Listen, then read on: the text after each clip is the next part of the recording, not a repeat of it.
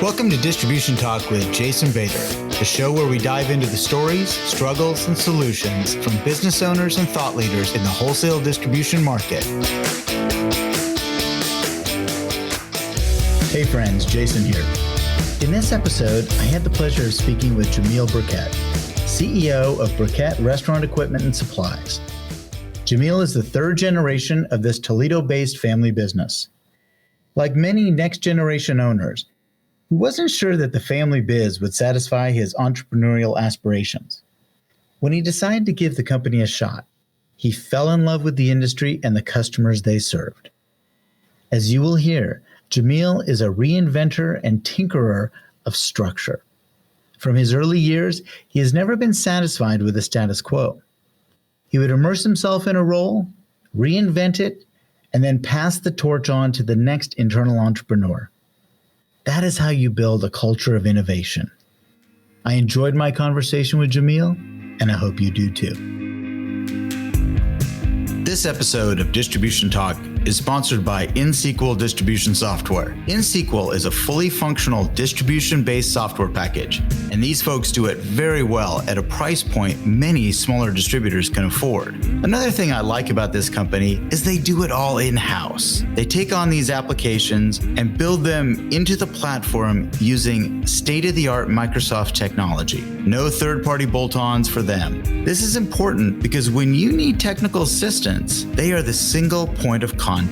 If you're ready to step up to a fully loaded, scalable distribution package at an affordable price, look no further than InSQL Distribution Software at www.insql.com. That's INXSQL.com. All right, Jameel, thank you so much for coming. Welcome to Distribution Talk. Hey, thanks again. Yeah, thank you so much for having me, Jason. Excited to be here today. Nice. As you know, I like to start out with a little history. How did you get involved in distribution, kicking and screaming, or voluntary involvement? Please share the story. Yeah, so I'm born and raised here in Toledo, Ohio. Went to school at the University of Toledo here in Toledo. And all throughout my upbringing, I was involved in the business. I never worked in the business, but I was around the family, so I was around the business. Sure. But I was kind of had one of those personalities that said, I'm going to go to college, I'm going to get a corporate job, and life is going to be good. That's what I'm going to do. That's the plan. Yeah, that's the plan. So I went to college, got a corporate internship, and I said, this is not for me. This is not my personality. I find myself, I'm a little bit more high-paced and energetic, and just the corporate life wasn't what I wanted to do. So I'm out there seeking what is it I want to do after I graduated from the university in 2002. And my father's like, well, why don't you come and work with us here? I was like, I don't know. I didn't go to college to come work in the family business. I'm on a mission. And no, seriously, give it a try. I'm going to change the world here, man. I have a degree. I'm changing the world. Absolutely. Absolutely. He goes, how much are you going to make as a job out of college? I'm like, I don't know, 30,000 or something like that. Yeah. Something simple at the time, 35,000. He's like, well, I'll give that to you. Just come and work over here and let's see what we can do. Okay. I guess I got nothing to lose. You're going to give me what I'm going to make. Sure. Yeah. I'll give it a shot and see what happens and see where it goes. Did it and instantly fell in love with the industry. I think that we are in one of the most fascinating industries you could ever want, right? I've always envisioned that the restaurant industry, I relate it to sports. The restaurant owners are athletes, and we are the sports team owners. And our job is to try to get our athletes to want to play on our team and work with us, right? Interesting. That's kind of the relation. Yeah. So did that in 2002 and kind of kicked it off. At the time, I was the fifth employee of the company. So it was a very small family business, but did very well for the family, very successful for us. Our primary focus at the time was a Northwest Ohio, Southeastern Michigan replacement business dealer. So primarily used equipment and replacement new equipment. Okay. And it was really good. In 2002, this internet thing was just first starting up, and we got a big building here. It's 170,000 square feet. There's inventory coming out of my ears. That is a big building. Yeah, that's a big building. Yeah. It's a huge building. Yeah. I asked my father, I go, well, can we start throwing some stuff online and see what happens? He goes, yeah, I don't care. Do what you want to do. Yeah.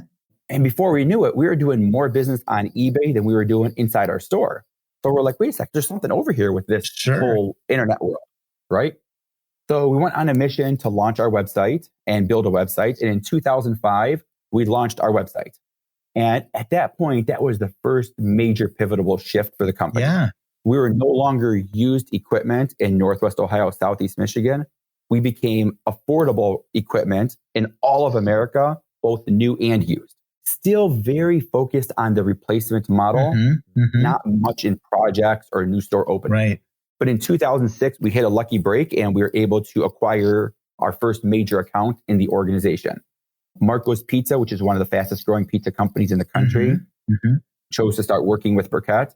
And that was incredibly exciting. And that shifted our business. And we became now a full service dealer.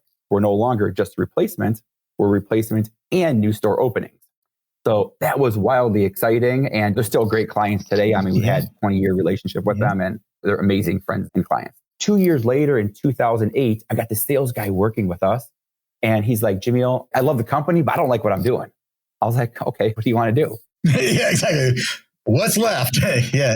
You want my job? It's not vacant right now, but he's like, well, there's this thing called bid contract. And I want to get in the contract space. I go, well, we don't do contract work. He goes, but that's what I want to do. I go, but we don't do that. But that's what I want to do. I was like, all right, I guess we'll give it a try and kind of see what happens. Sure. I just want you to know I have to backfill your job. So if it doesn't work, you just don't have a job today here for us. He's like, okay, we're good. So in 2008, he comes running into my office. He goes, we hit our first job. We won our first job and got our first school contract. And I still remember that day. It was such a major milestone where we were able to step into the contract space and land our first school job. So if you wouldn't mind, just for the listener, again, they're coming from very diverse distribution backgrounds. Tell me about what does that mean in your world, your first contract job? What does that mean for you all? Yeah. So these major contracts, right? You're doing a job with a general contractor, doing a build out for a major institution. Okay. Are you doing the design work as well and the whole thing? Yep.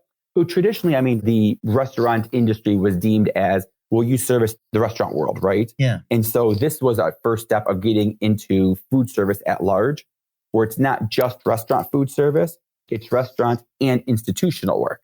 Gotcha. Okay. Which got us into schools and hospitals and hotels, Sure. corporate cafeterias, things of that sort. Interesting. Does that make sense? Okay. Yeah, absolutely. Absolutely. Thanks. So no problem. So all along, being located in Toledo, Ohio, it was very hard to get recognition from some of the big brands, right? Because for sure, none of the major brands are stationed in Toledo. They're stationed in Detroit, Cleveland, Columbus, Cincinnati. In 2010, we hit another big milestone and we got ranked by the industry as one of the top 100 largest distributors. And we got ranked by Inc. magazine as one of America's fastest growing businesses, top 5,000 fastest growing businesses. Oh, very nice recognition. Yeah, absolutely. Very cool. That was such an amazing milestone. And when that happened, the world changed forever for us. Because now when you get that type of ranking, you're now on every VP's radar. Hey, are we calling on Burkett? Are we calling on Burkett? Looking for new best friends all of a sudden. Yeah. So all of a sudden, we started to get everybody we want to do business with started to show up over here. And I'm like, this is good. So it really put us in a position to really be a national full service dealer, working with many of the most reputable brands and well-known brands all across the industry. So if I could pause for a second here, the Inc. magazine recognition, was that something you reached out, you all prompted, or did they come find you? I'm just curious. They send out these periodic updates and say, hey, we're looking to survey businesses. We're looking for multi-year financials to see kind of how you're doing and whatnot. So we submit our numbers and we do it every year. And that was the year they came back and said, hey, congratulations. You've had some pretty explosive 3-year growth. You're one of the top 5,000 fastest growing businesses.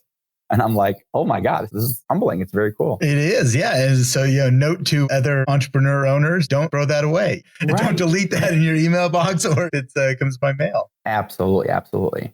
So kind of moving along in our history, things are good. Business is moving. And in 2015, we made a pretty big move where we moved into a new warehouse into Perrysburg, Ohio, which is just a suburb of Toledo. Yeah.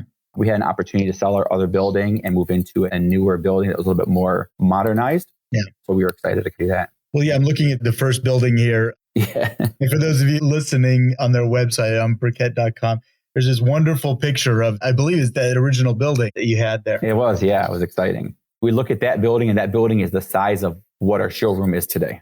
Wow. Yeah. Amazing. Yeah. Yeah. And then that kind of gets us a little bit today. I mean, obviously 2020 kind of kicked in with the pandemic. That was a tough time for all businesses. Sure. both from a health perspective, safety perspective, as well as a business perspective. So saw a lot of change happen during that time. This is something that I really like to talk about, especially with those of you serving the hospitality industry. The pandemic hit you all especially hard compared to some other distribution verticals that we've gone to. But I want to jump back if I could. You had shared with me earlier about really the early joining the company. You're number 5. And you walked into maybe something with a lack of structure at the point. Could you share a little bit more about, you saw this and you went, oh, what am I really getting into? Yeah. What did I sign up for? So when my father hired me to join the business, he's like, all right, I want you to come in and be our VP of operations and help me run the company. I'm like, okay, sounds good. A few months into it, I'm like, this is tough, right? I mean, there's only 4 of us.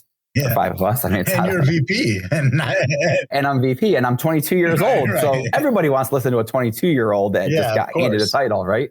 So I decided at that time to take a step back and demote myself from my role and start all over again. And I really wanted to learn the business inside and out completely. And so I took a step down and went and started working in the warehouse.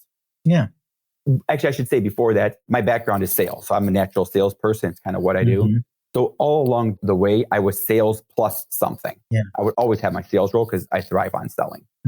But I decided to say, you know what, I'm going to take a step back and I want to learn the business. So I jumped into the warehouse and start working in the warehouse, inventory, receiving inbound, outbound, delivery, and install, and got a chance to learn the operation and whatnot. And during that time, I would start to say, okay, here's things that are working that we want to maintain. And here's some things we can do differently. Yeah. So we'd work and kind of build it and set it up and clean it up. And then hire some people to take it off my hands and people would start to run that. And I'd move on to the next function of the company. Yeah. And then I start working in our service department where we recondition our used restaurant equipment and work with our technicians. So start working in there, learning how to fix equipment and really learn what equipment looks like 10, 20 years down the road. Because if you're going to put your name behind a brand, everything looks gravy day one. Yeah. But what product looks like 5, 10 years down the road, you don't know that. Right. I feel like our company being in the used business is a blessing in disguise. It gives us the opportunity to see product down the road. Sure. Oh, yeah. You can say, I can back up my statement that this is something you should buy because I have seen their products over time. Yeah, that makes a lot of sense. Absolutely. Yeah. I mean, I can't tell you how many conversations we have with clients, but why should we use this brand? And what we share with them is we can pick any brand we want. There's thousands out there. We pick the ones that we want based on our experiences in the used space, based on what we think is going to be the best for our client long term. Yeah, and that's the selection that we make. Yeah, absolutely. No, it makes a ton of sense. Yeah. Okay, please tell me a little bit more. So you kept working your way out of jobs. Yep, kept working my way out of jobs. So I left the service department and kind of jumped into the marketing department. And that's kind of where we built our website and built our e-commerce presence. And you were on the bleeding edge, frankly, that one. You're way up there. Oh, yeah. A lot of people I know only really started their e-commerce initiative 2 years ago. By force. Yeah, I feel like we're on the right side of it. You're a young 20-year-old coming out of college. I mean, you're full of energy and ideas. So, sure. Oh, yeah. And risk, you have a lot of tolerance for risk. You have no fears. You just kind of go and run with it. Yeah. So continue to work just different roles in the company. And so I can learn the ins and outs of the business. I really remember I had a professor at one of my classes when I was in the university that talked about the biggest problems with CEOs is they don't know their business. And so they make these theoretical based decisions, not practical based decisions. And there's often a disconnect between CEOs and their teams, or what happens in the office versus what happens in the street. So that always resonated with me as if that's a real problem out there and I want to be a good leader, how do I get there? And so working these different roles, understanding the business, building the structure, and to your point earlier, working myself out of jobs along the way, helped me build the structure and build a team around me so that eventually I can move into my role as president and CEO with a solid foundation and a solid team around us. Yeah, but also definitely a solid team around you, but also knowing you didn't have to do everything. Right. I think that's what a lot of CEOs and a lot of owners that I've met, they can't divorce themselves from these different roles. They have touched them and, well, they still think they can do it better. And they're just so stuck in all of these different areas. You know, I have a philosophy that I kind of utilize that someone shared with me many years ago, which is to succeed, you have to delegate and elevate. Oh, interesting. Okay. Yeah. And I found for me, in order to be able to delegate and elevate is I have to successfully transition what I did to someone else. So my theory has always been there's better ways to do things. I'm sure there is. Sure. Let me just share how I do things today so you can build off of what I'm doing. And when I have the confidence that I've transitioned that knowledge to someone else and they're building upon, it's so easy to walk away and be able to have a team that can do what they do and you trust them and there's good alignment between you and them. Absolutely. You're demonstrator, you're articulating a phenomenal way to build a confident executive team that can do all of these things. Mm-hmm. Because again, if people are not given that opportunity to take what you have built and expand upon that, go upon that, or fail. Yep. That's another thing is too many times I've seen people sheltered from failure. If they can't do that, then they're never going to really be as reliable as you'd like them to be. You really want to be able to rely on that person to own that function or that position. I agree 100%. Two of our core values, we have 7 core values, but the 2 that stand out for me, one of them is pursue growth and learning. And the other one is it's your company, build it. Mm-hmm. And those are so important based on what you just talked right now around ownership and failure. Pursue growth and learning for us is that you're going to make a mistake. So when that happens, no one ever gets in trouble. I don't believe there's any failures. You either won or you learned. Yeah. And so pursue growth and learning is something's going to go wrong. And when it does, what do we learn and how do we grow? And then the other one, it's your company, build it, is all about an entrepreneurial spirit. It's a strong culture of accountability. Mm-hmm. And we really believe that everybody in our company is a CEO of their space. They're trained and empowered to operate like CEOs. And when you do that, you make good choices. And when you make a bad choice, you pursue growth and learning. And when that all happens, everyone really is led, no one is managed. And that's the objective at our company, is a culture of leadership, not a culture of management. Interesting. I recently had someone on the show and she talked about a concept called entrepreneurial spirit. And I'd never heard that expression before, but it really sounds like a lot of what you're talking about is that you want these folks to be entrepreneurs just inside their functional area. Oh, absolutely. Yeah. Yeah. And going back to the learning and the continual growth in, I think it was 2012, you decided to continue your education. I did. So I graduated with my undergrad from the University of Toledo in 2002. Yeah. And at the time, I'm like, all right, I got my degree working in the business here. I think I'm good. Yeah. And then I found myself around 2012 hitting a wall. And that happened as we were building our team and bringing in people from out of the industry that had other experiences in other companies. I found myself not knowing how to move forward. They're starting to speak language I don't understand. Right. They're planning from a perspective that I just don't get. And I feel like the job outgrew me. And I had to make some choices. Yeah. And so the choice I made in 2012 was to go back and pursue my master's degree and further my education. And it's probably one of the best things I could have done. What I found is going back at that time, 10 years after, I was able to apply business to my master's degree. And it wasn't theory, it was real life. Like build a scorecard, build a P&L, build a marketing plan. And you can go home and do it. Absolutely.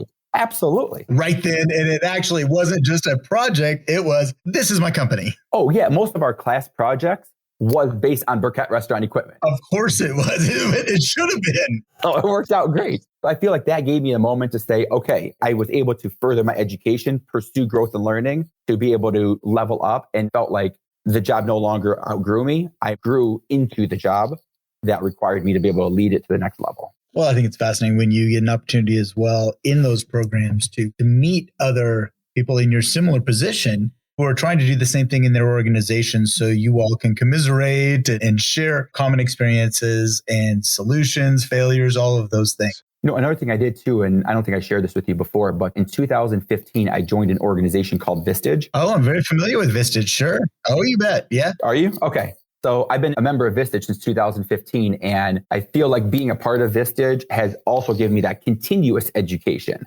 So my master's degree helped me level up. Yeah. And then joining Vistage gave me this continuous education that I can continuously learn and develop and evolve without having to go back and pursue another degree. So I think many of the most successful business owners and presidents that I've met have been involved with Vistage or similar organizations over the years. It's just one of those things that absolutely elevates your game. Absolutely. I think sometimes getting away from your challenges and getting to look at other people's challenges and helping them. A lot of what I do is that it really opens you up. Mm-hmm. And you're like, oh yeah, I can lend to this. It's a confidence builder. There's a lot of great things about being part of those organizations. Absolutely. Absolutely. I think the first time I walked into a Vistage meeting, I was like, okay, we all got the same problems, not just us. Like it gave me that confidence. Right. And you're not a bunch of distributors. And that's the common business challenges that you all can share. Absolutely. That's a good organization. I've been around people that have been involved with it, considered being a chair at one point. I'm very familiar with the model for sure. Great organization. Absolutely. So you came out of that, and let's jump to COVID if we could for a minute. 2020 hits and all of a sudden we don't know what's going to happen in the hospitality supply industry. How did you all take that? It was tough. It was really tough. It was something that we've never seen before, never in the history in my lifetime that we've seen something happen at that magnitude that just shut the whole world down. When it first happened, we're like, oh my God, what's everybody going to do? We did our first ever and our only ever layoff in our organization. And it was really tough. Through Vistage, I learned that if you're going to have to make a tough decision, do it once, do it deep, and just get it over with. I agree. So the day the governor shut down the state, that next day, we're like, all right, let's figure out what we're going to do to stay alive. And we had to make some tough decisions. Fortunately, it only lasted about 6 weeks, and we were able to slowly start bringing people back. By the time May came around, we were back to being full staffed. So I think it was good to give us a moment to pause, and we're able to kind of grow back into it.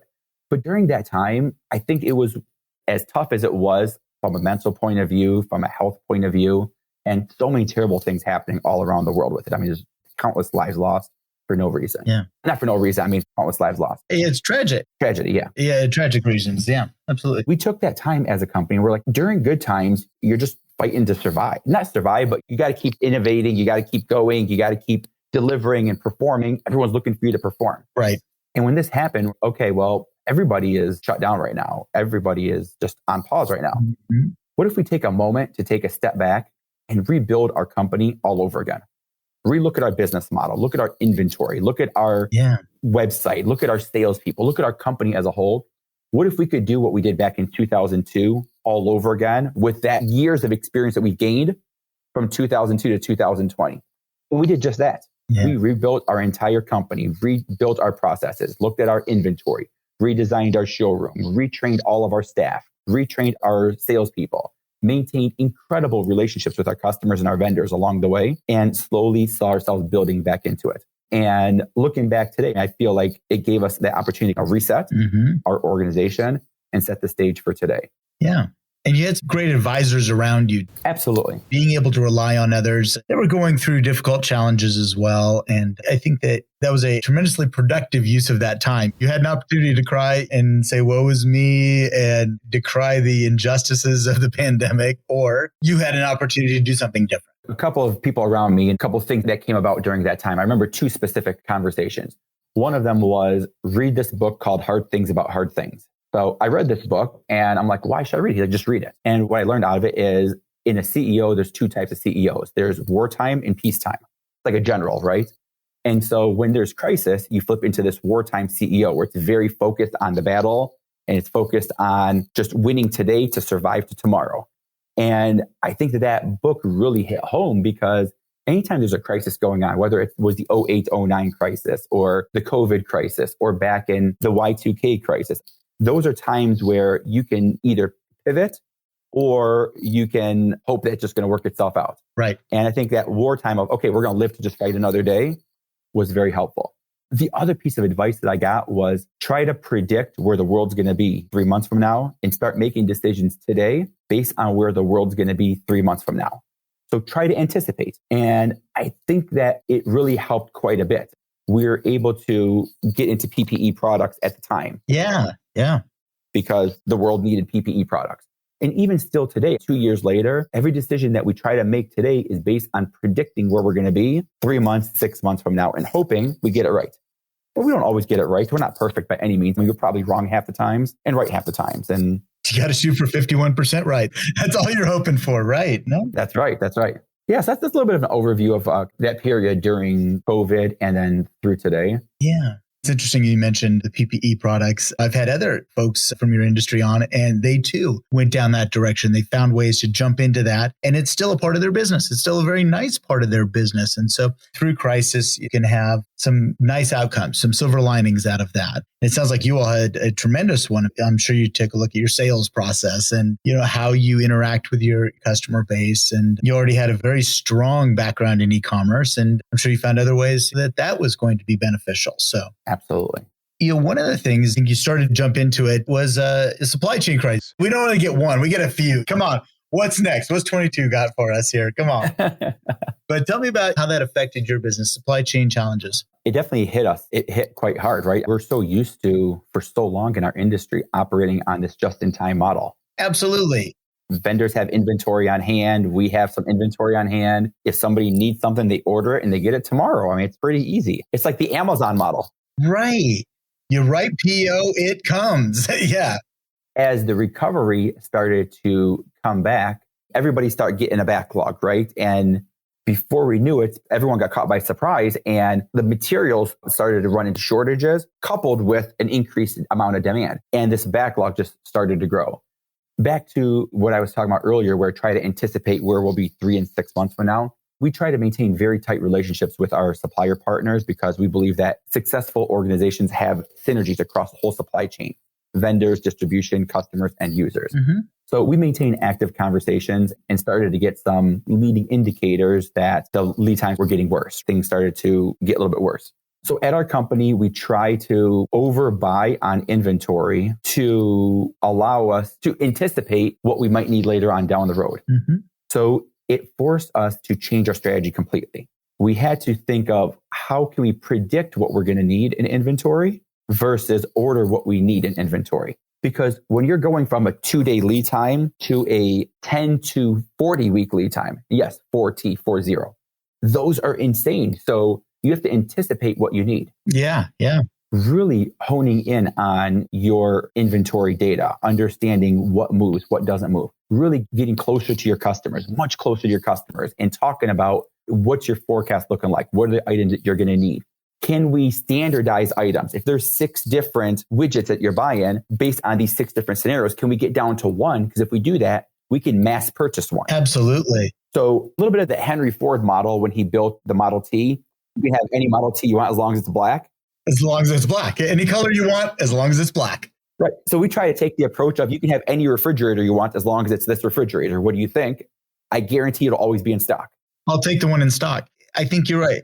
So tighten it on your inventory a little bit, get focused on the high movers and predict what you need and really evolve from just in time to just in case. Yeah. There's a lot of pros to that, but there's also a lot of risk because you're betting on your demand. Absolutely. And again, from a guy that cut his teeth on inventory management, just in case inventory is scary. But over the years, it kind of grown to understand the wisdom of that and to recognize that strategic investment in the right product is the right way to go. And I'm okay with surplus in the right products. I really am. And I think the point that maybe one of the silver linings that comes out of this is that you don't have as much preference. It's like, look, guys, let's standardize. Let's get a little closer on this. And I don't have to have the 31 flavors of this particular item. I can standardize on 1 or 2, a good, better, and maybe a good, better, best or something of that nature. But tightening that up, I think that is absolutely focus. And if somebody doesn't want to play with you and they want to play with another brand, that's okay. They don't necessarily have to be in your camp any longer. Right. It's tough. We have found, though, that customers have become so much more open to options, where before it was, I must have this spec every time. Right. So now it's, okay, what do you have available? Well, hey, here's what I got available. I can order what you need. And it might be 2 weeks. It might be 2 months. It might be 2 years. Or I can give you this off the shelf right now and whatnot. I really have to thank my father's vision for this business model because he always believed in be heavy on inventory. Your customers buy reactively. Mm-hmm. They don't buy proactively unless they're building a business. So you need to have the inventory available when they need it. And so that bringing back his vision when the supply chain crisis came was just perfect timing. Yeah, definitely. Scarcity brings on flexibility. Yeah, that's right. That's one of the things that we hopefully can continue, this flexible nature. And really that point where I think sometimes customers have, because they've been able to research so well and they've been able to scour the internet before they call you, they all of a sudden think that they become experts. So they want the specific thing. And I'm hoping that the scarcity of inventory and supply chain crisis has driven them back to the experts. That's you all. And that's what I'm hoping is that we're going to have less people. I can research it on my own and I'm going to come up with the best solution. Let's come back to the experts. Let's come back to the folks who've frankly been doing this for decades and they'll steer me right. Right. I agree with you completely. And I really continue to think of are experienced and used, right? We're never going to position ourselves with products that we don't truly believe in because we know what it's going to look like. So I do agree with you. And you're probably going to have to fix it. So yeah, absolutely. So I don't want to fix it. I don't want them complaining about, hey, you broke this or you broke that. Yeah, for sure. Well, hey, if we could jump forward a little bit to your industry involvement. This is something that you feel strongly enough to have raised your hand and said, I want to be a part of my industry, be a part of FIDA. Why did you choose to get involved? This industry has been so good to me and I've learned so much. And I wouldn't be where I am today if it wasn't for all the great people in our industry that took me under their wing when I was a young guy coming out of college, wanting to conquer the world. Yeah. And many people could have seen this as a threat and pushed me away. But even competitor dealers brought me under their wing, like, all right, Jameel, come out, let's show you the ropes, let's help you out. I remember when I wanted to join our buying group, and there's a dealer there that we compete with regularly. And I don't know if I can join the group, so-and-so is there, and I don't want to make them uncomfortable because we compete. And this person walks up to me and he's like, hey, I heard you're looking to join our group, but you have some concerns. I go, yeah, I mean, out of respect, right? Yeah. He's like, are you kidding me? It'd be an honor. We could work together and learn off each other, and it'd be great to be able to give you the resources to succeed. That really means a lot. I really believe that I wouldn't be where I am today if it wasn't for our industry. Yeah. And I want to be able to give back to our industry to make sure that we help the next generation and beyond to grow. And the better that the industry is at large, the better we are individually. There's enough business for everybody. There's enough money out there for everybody. You bet. So let's make it a better industry so that we can all be more successful together. It is a common fear. I know that people look at these groups or getting into the inner circle, or even let's say that it was Vistage for distributors. You could find yourself in a place where, well, am I giving my competitor my secret sauce, or am I stealing their, as you were being respectful about stealing their secret sauce? But I think the older that you get and the longer that you've been around this, you realize that yes, the synergies way outweigh these potential conflicts and the things that you can learn from these folks. And really, I found that one of the wonderful things about wholesale distribution and privately held distribution is people are very open to share. Here's what worked and here's where I got my teeth kicked in. And I'm going to help you avoid that whole teeth kicking thing because that's not much fun. So yeah. Well, good. No, I appreciate that, and again, being of service back to the industry is really only going to help you all grow and continue your success, into the future. I agree very much. Yeah. Well, hey, Jameel, thank you so much for taking a little bit of time and sharing the story. It sounds fantastic. It sounds like a lot of fun, and I wish you all the success in the future. Thank you, Jason. Thank you so much for having me. I appreciate it. You bet. My pleasure. Thank you for listening. If you liked what you heard, consider sharing with your friends and colleagues. And don't forget to follow the show on your favorite podcast application. Links to sponsors, products, and services mentioned during this episode can be found in the show description area or at www.distributiontalk.com. Distribution Talk is edited and mixed by the brilliant team at the Creative Impostor Studios. This episode was brought to you by my company, the Distribution Team. We are a consulting services firm dedicated to helping wholesale distribution clients remove barriers to profitability, generate wealth, and achieve personal goals. To learn more about how we can help your company succeed, check us out at www.thedistributionteam.com.